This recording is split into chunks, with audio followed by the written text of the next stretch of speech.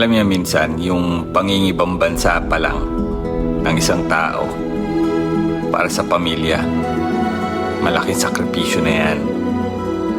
Kahit hindi niya alam kung ano mangyayari sa kanya sa abroad, kung suswertihin ba yan, kung makakaipon ba yan, kung matutupad ba niya mga pangarap ninyo, sumusugal yan. Pero ang hindi natin matanggap, mismong kapamilya pa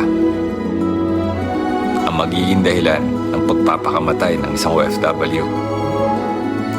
Alam niyo, marami sa aming mga Pilipino, umiiyak na lang kami kapag hindi namin ibibigay ang mga gusto ninyo. Kala nyo ayaw namin magbigay.